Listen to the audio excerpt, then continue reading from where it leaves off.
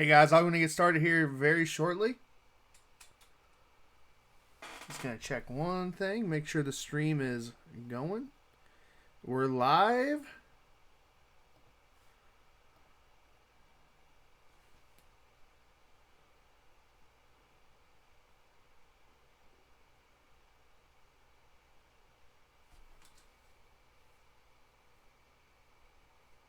Here we go. Cool.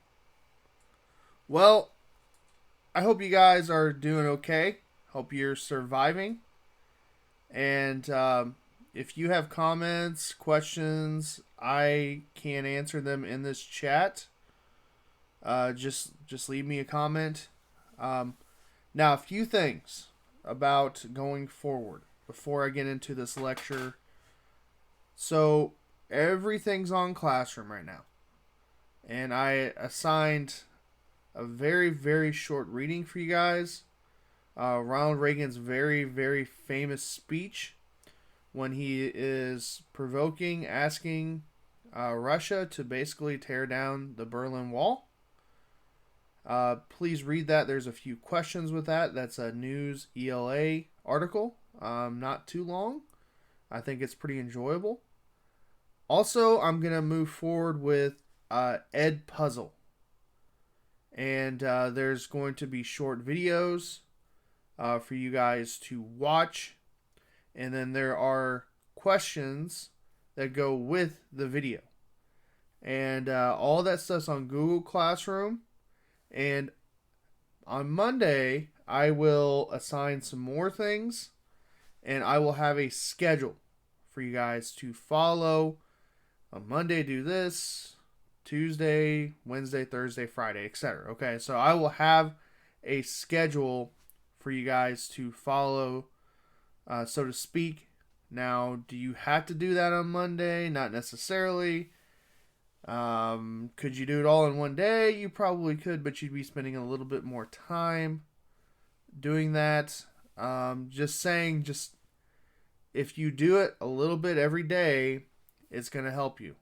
Okay, so now another thing.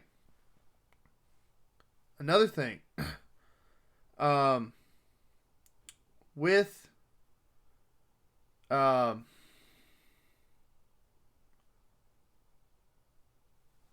one second, sorry. With this live streaming schedule, I am going to try to stick to Tuesdays and Thursdays. Now, I'm going to do back-to-back lectures. I'm going to lecture American government first, then you guys. And I'm going to try to do it around the same time. I lecture U.S. government at 10 o'clock to roughly 10:45-ish. And then I start my stream with you guys at 11:15. And I would like to be done by about noonish. I know I said 12:15, but I'm not going to lecture too terribly long.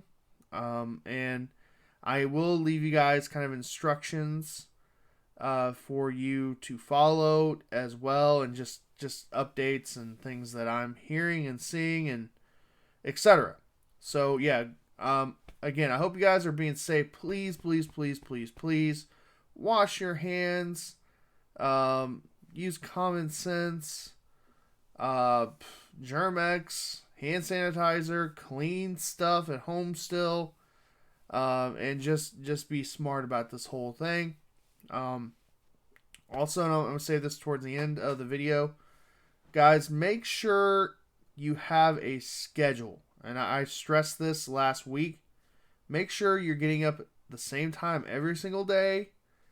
Make sure you have kind of a little set schedule. I'm going to do this at this time. I'm going to do this now, etc., etc., etc.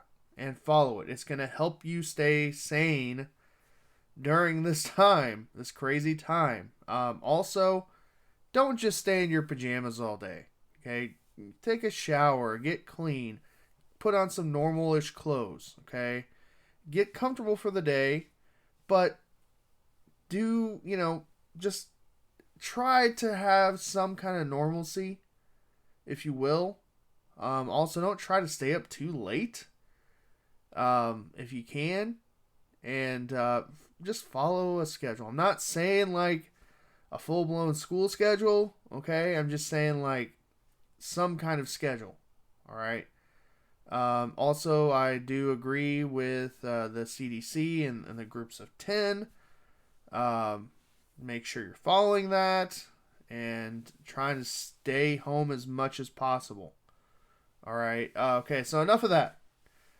Today we are going to lecture through a big chunk of the end of the Cold War.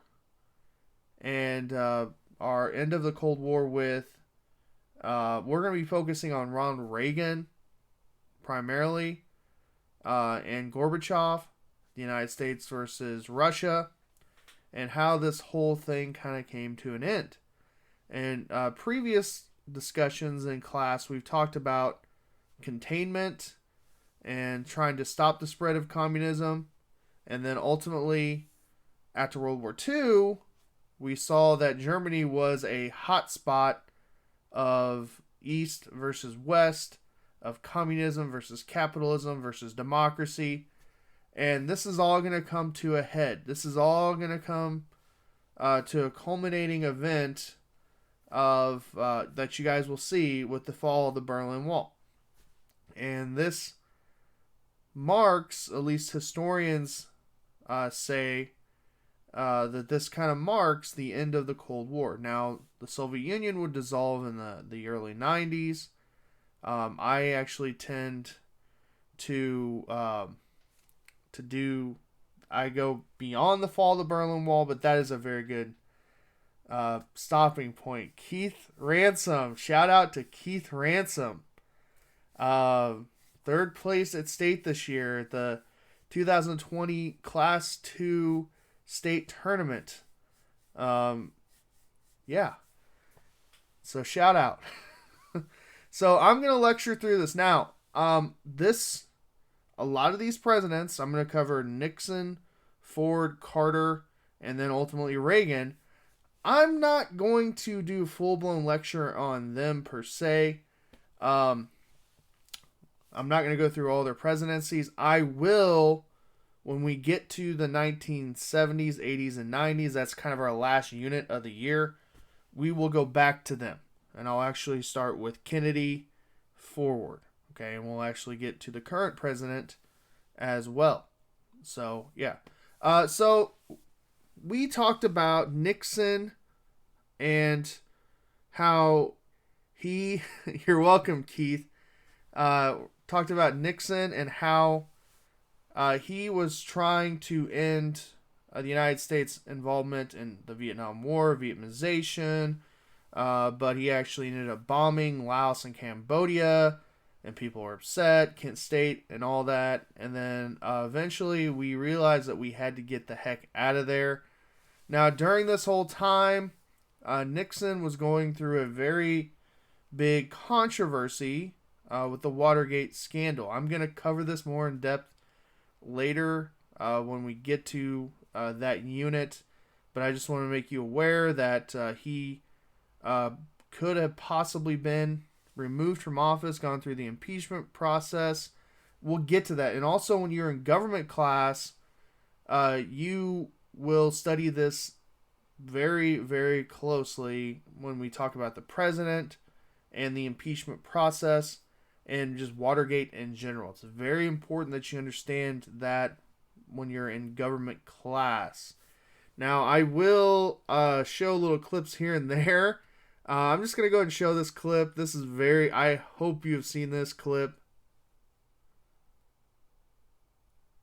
And I want to say this to the television audience. I made my mistakes, but in all of my years of public life. 1 second. I'll restart it. It's a short clip. And I want to say this to the television audience. I made my mistakes, but in all of my years of public life, I have never profited from public service. I've earned every cent. And in all of my years of public life, I have never obstructed justice. And I think, too, that I can say that in my years of public life, that I welcome this kind of examination, because people have got to know whether or not their president is a crook. Well, I'm not a crook. I've earned everything I've got. Very, very famous words there from Nixon. I'm not a crook. And Nixon's actually going to resign from office. He's the first president to do so, and only president as of now to resign from office because he knew that he was probably going to be removed from office through the impeachment process. And the only president to not be officially elected into office is Gerald Ford, President Ford. And basically, Nixon's vice president passed away. Or no, did he? I cannot remember the story, but Ford actually ended up taking the office, and he was not elected. He was a part of the whole line of secession process. And Gerald Ford, he is gonna take a lot of heat for issuing a pardon, one of the powers of the president, to Nixon. And we'll get to that. We'll get to that later. Now, Ford is ultimately the president at the end of the Vietnam. Well, he sees the fall of Saigon in Vietnam after the United States pulls out of Vietnam. And it's a holy mess. It's just a big, big mess. Now, Ford, he was known for a few things. The Helsinki Accords, I'm not going to get into that. And then also the SALT I. This is when they're going to start to decrease or decrease the production of nuclear arms. And this is between Russia and the United States. There's actually going to be 2 SALT treaties, if you will. And this is a very, very famous photo of people trying to leave the U.S. Embassy in Saigon. And it's one of those photos in time that you see over and over again. One of the most iconic photos, the fall of Saigon. Now, Ford, he's going to be very, very... He's still popular, but he's going to be a little controversial because of the pardon of Nixon, and then the fall of Saigon, and the fall of South Vietnam. So there's going to be a lot of heat on him. There's going to be a lot of pressure on him. And he is going to run for office again. And he's going to run against Jimmy Carter. And this is a very interesting election. And Carter's going to end up winning in the end. I'm going to get more to him when we talk about the 70s and 80s as well. So if you feel like I'm leaving out details, I am, but I will get back to them, just kind of giving you guys some context to when we get to Ronald Reagan and the actual fall of communism and the end of the Cold War. So Carter, he's going to go through an energy crisis, and also the Iran hostage situation. I'm not going to cover that now.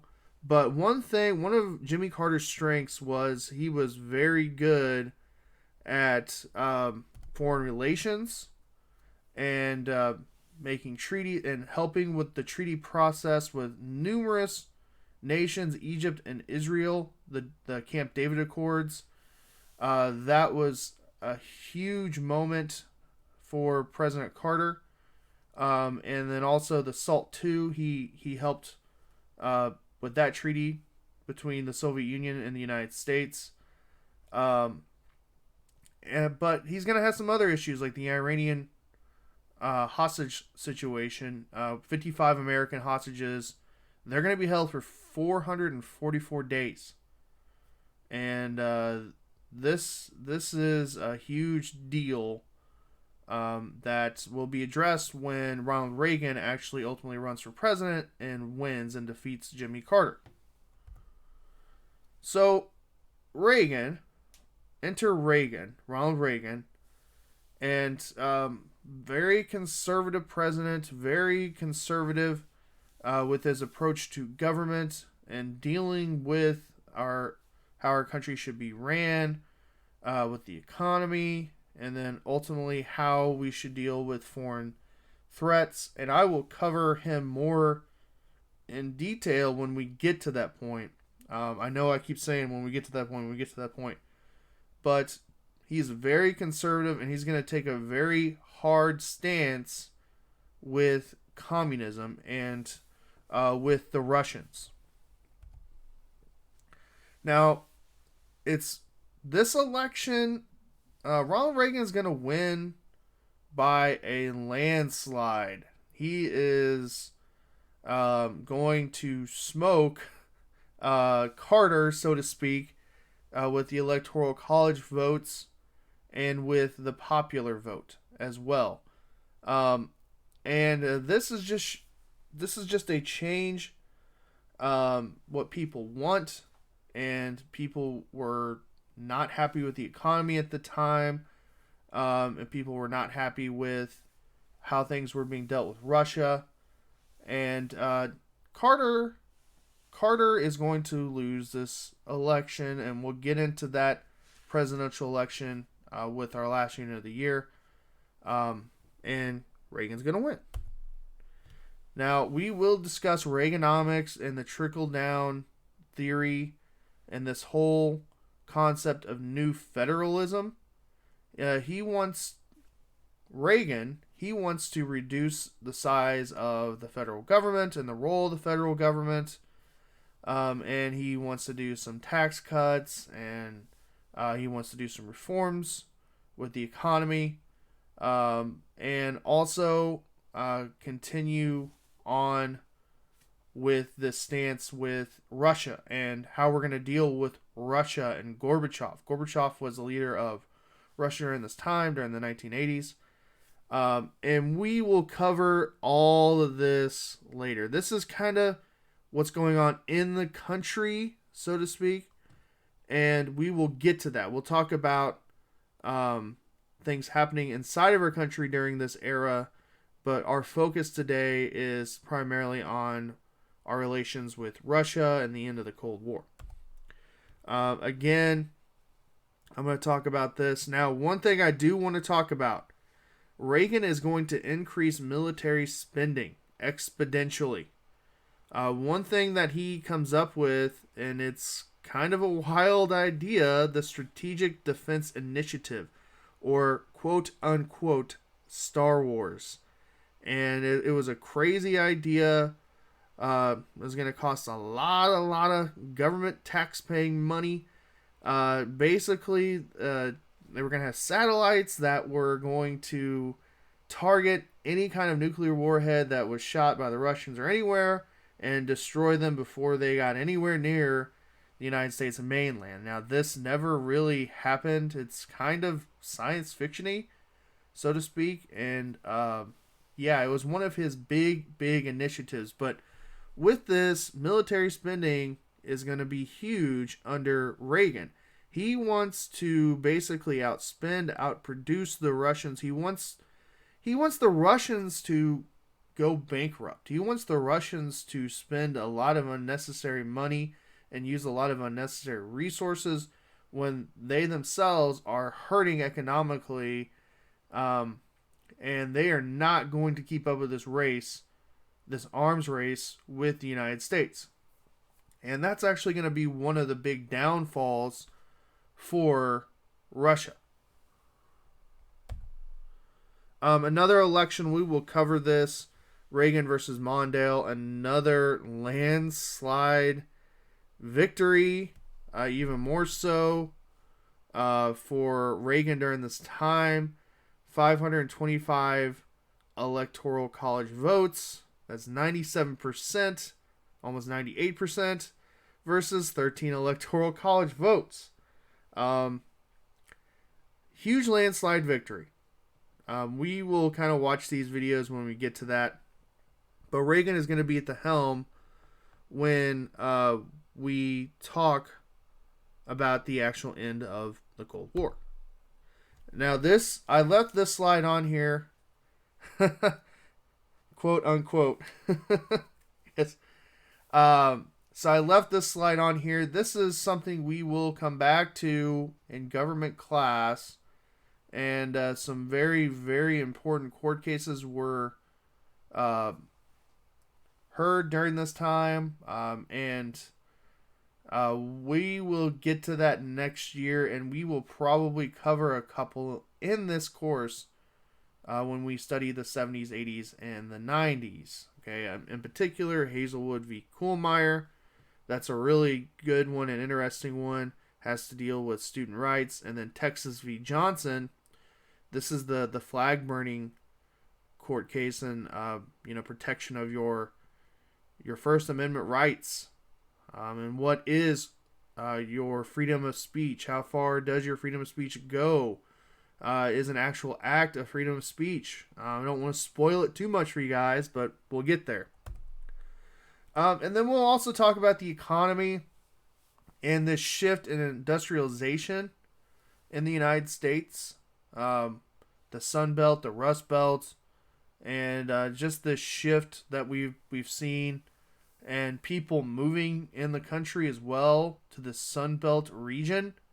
It's kind of the opposite of the whole Great Migration that we saw during World War One, with the African Americans moving from the South to the North to these major industrial hubs. And we'll get to that. You guys will probably read an article on that or watch a short clip on that. All right, so here's some other things that we'll cover related, not necessarily to Russia, the USSR, but we will cover this more in depth with the 1980s. Like I said, I don't want to spend a whole lot of time talking about these particular events, but Reagan, he is going to have this concept of peace through strength. Again, building up our military, building up our resources, having another arms race, having a time of building up our military. And does he really want to use it? Not necessarily, but trying to make the communists compete with the industrial might, the industrial strength of the United States, and trying to get rid of this communist threat. Again, this is some things that we'll cover later. The Iran-Contra affair. This is something that very controversial during the Reagan administration, and basically funded the sale of weapons to Iran, the Iran-Contras, and I don't want to get into that right now. It'll be interesting when we do talk about it.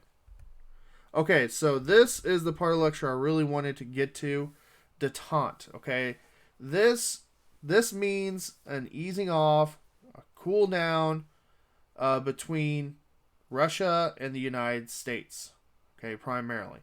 This is an era when we're trying to limit the production, or trying to limit where we're placing our nuclear warheads around the world, and limit these nuclear missiles on both sides. We talked about SALT 1 and SALT 2, so strategic arms limitation treaties, and this is going to occur Nixon and Carter, but Reagan, not necessarily, but he does want to have a lot of communication with Russia and Gorbachev. One thing, Reagan has been called a great communicator, and you could make a lot of correlations with Reagan using the television, the same way that FDR used the radio with his fireside chats. And there were a lot of people that would tune into the president, and he would use the TV as his medium to express and convey what he was either doing with Russia or the economy or dealing with other issues in our country. Now, Reagan, like I said earlier, he wants to basically destroy Russia. He wants to outperform Russia. He wants communism to end. He wants Russia and the United States to end this whole Cold War thing. And he is going to try to outspend Gorbachev. He's going to try to outspend the Russians. And he's going to try to persuade the Russians to change their policies and to change their point of view with how they're going to run their country, and then eventually trying to get capitalism going in their country, in the USSR. We'll talk about glasnost and perestroika here in a moment, but these are the huge reforms that Reagan is going to push Gorbachev to have in the USSR. And these are huge steps to the end of the Cold War. These are huge steps forward for the end of the Soviet Union, really, and their reign of terror over Europe and all of their satellite countries. I do want to watch this clip. This is Ronald Reagan. I have the article on News ELA for you guys to read. The Brandenburg Gate, the very, very famous speech given by Ronald Reagan. To fly a rocket ship, you need to be an optimist. And there's an ad. No astronaut launching. That will skip. General Secretary Gorbachev, if you seek peace, if you seek prosperity for the Soviet Union and Eastern Europe, if you seek liberalization, come here to this gate. Mr. Gorbachev, open this gate.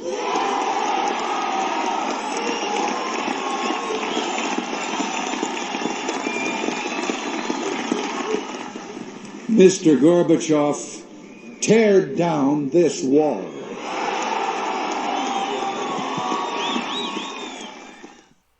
So very, very famous speech given. And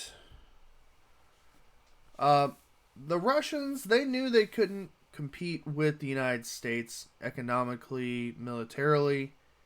And they were starting to lose their control. Now, one thing to keep in mind, Berlin is still under the control of Russia. Okay, and the Berlin Wall and all that is still in effect. And what Reagan is referring to is tearing down these walls. Tearing down the Berlin Wall, which I have talked about. And the Berlin Wall, there's a piece of it in Fulton, Missouri, at Westminster College. And actually, Ronald Reagan has actually spoke there as well. And go check it out on your own time. Alright, so the end of detente. So we're kind of going back a little bit here. So the Soviets, you're going to see, they're going to get a little bit more aggressive in the Middle East. They're going to invade Afghanistan. And again, this is part of when people were not happy with Carter, and just adding a little bit of context there. And they wanted a harder stance with the Soviets. And we are actually going to back the Afghan forces. I'm not going to talk about the repercussions of that today. When we get closer to our unit in the 90s, talking about terrorism, I will address this. And this issue between Russia and Afghanistan is going to last till 1989. And again, this is kind of that whole concept of a proxy war. The United States helping the Afghan forces to make sure that the Soviets don't take over and spread communism. So another example of a proxy war and containment. And Reagan like I said earlier, he wants to compete with Russia. He wants to compete economically, militarily, and he is going to produce a lot of military supplies and weapons and warheads and etc., etc., etc. So the Soviet Union, they're going to have a lot of issues during this time. They're going to be dealing with a lot of internal issues. Now, you should have studied this in modern world history when you were a freshman, when you studied your Russian unit, but they cannot compete militarily, at least producing, with the United States. They're going to run out of money. They're going to run out of money to compete with the United States. This is ultimately going to bankrupt the Soviet Union. Also, their satellite countries. Remember the Warsaw Pact? Remember the Warsaw Pact versus NATO? And all these satellite countries that Russia swooped up after World War II? Well, they are going to start to become unhappy with this whole Soviet Union rule thing. And they want to be their own nations. They want to do things the way they want to do it. Poland in particular, they want to do it. And the Soviets are going to see this. They're going to see some unrest. They're going to see a lot of issues with these satellite countries. Also, the economy, surprise, surprise, communism is not really working too well. The people are not going to be incentivized to work very hard. They're going to get very little for what they do.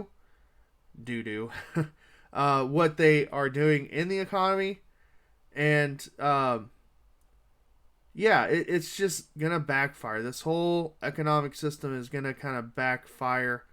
And we're going to see that Gorbachev is going to try to change the tide, if you will. Kind of what China tried to do as well during this era, or before this era, and incorporate some capitalistic policies and capitalistic ways. So there's going to be some Soviet reforms, okay? And these are going to be pushed by Reagan. Reagan is going to encourage Mikhail Gorbachev. Yes, he does have this really strange birthmark on his head, and that's what he's kind of known for. The Soviet leader, Mikhail Gorbachev, he's going to make 2 huge reforms to try to save the country. To try to save the country from basically imploding in on itself. Glasnost. So this is going to have some more freedoms for the people. They're going to be more open. They're going to have a few more freedoms. Not as much as you would think, but it's not going to be the totalitarian dictatorship like oppression. They're going to have some more rights during this time to try to make people a little bit more happy about their situation and their relationship with the government.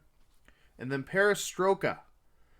This is going to be huge for the Soviet Union to move away from communism, not completely, but have some free market economic policies, to have some free market economic restructuring, as it says here in the slide.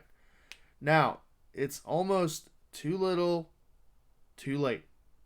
We'll see that the Soviet Union is going to dissolve, and the Soviet Union will be no longer. And this was almost too late for them in order to turn the tides of the country, so to speak. Glasnost. So there's going to be freedom of speech, freedom of press, freedom of religion. Things that we have enjoyed since 1789. as a country. This is one of the key principles that we founded our country on. And Russia, they wanted to give the people more rights, and this is when people are going to start speaking out against the government in the Soviet Union and how the economies are going, and also the satellite countries are gonna kind of they're gonna chime in here and speak up. Perestroika, okay, yes, this is kind of a funny little picture here, but it's a real picture. This is a McDonald's in Russia, and yes, it's very funny that someone is going through the drive-through on a pony. It looks like, I guess. But this is when you're going to have people actually making economic decisions and having their own private businesses. And being able, and this is when you're going to have, like McDonald's, and this is when people can actually run their own shops and start to compete and have competition in Russia. And this is something that we have enjoyed in our country since the beginning, even before the American Revolution. And again, I want to just say that this is almost too little, too late. Excuse me.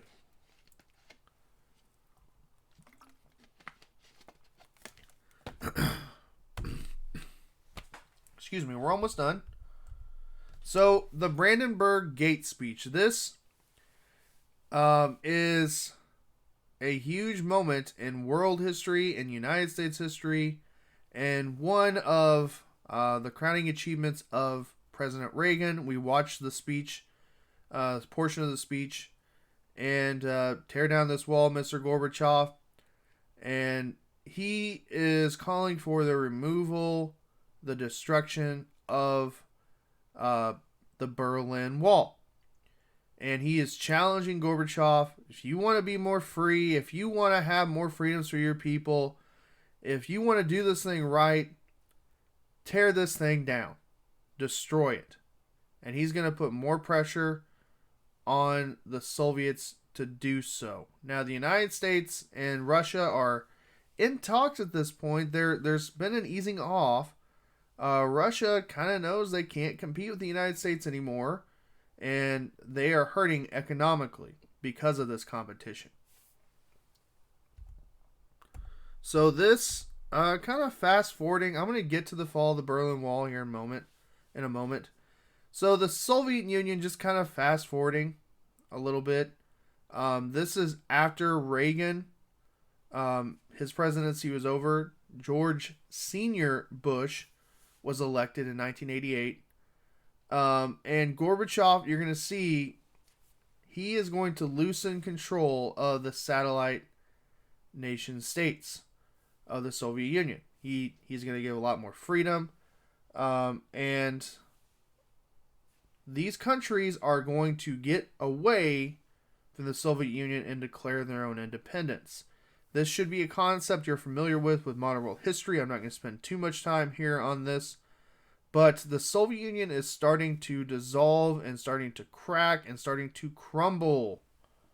And there's Bush Sr. talking to Gorbachev. Side note, this is just a side note. When I was a student at Eugene Field Elementary School, his wife actually visited MMA, and we were asked, the school choir, to perform for his wife, Barbara Bush, the First Lady. So I've been in the presence of a First Lady and the mother of a president as well. And rest her soul, she's actually passed away now, as well as Bush Sr. here too. And yeah, just an interesting side note with my personal history. All right, so this is the ultimate result of the Cold War. And I know that this is a very simplistic slide for a very complex concept. And there's a lot of details here. There's a lot of things that led to this point. The Berlin Wall is going to be torn down. The East and the West are going to be united. Germany is going to be reunited. Families that had been separated since the creation of the Berlin Wall are going to be reunited. And Germany is going to be declared free at this point. And this marks really the end of the Cold War. This moment, it is a huge moment in history. Huge monumental event in history. I was alive during this event. I do not remember this event. I was 4 years old. But a huge monumental shift of freedom, democracy, capitalism won, communism failed in Russia. In America, they win this Cold War, so to speak. But really, Germany is going to win this Cold War as well by becoming free. And East and West are going to become unified. Now, one story I like to share here, one of my professors in college at William Woods University,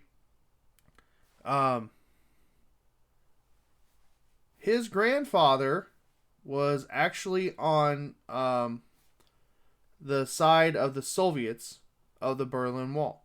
Okay, and when he was a younger man, my professor actually, he knew that the wall was going to come down. This was a huge event. People knew about it.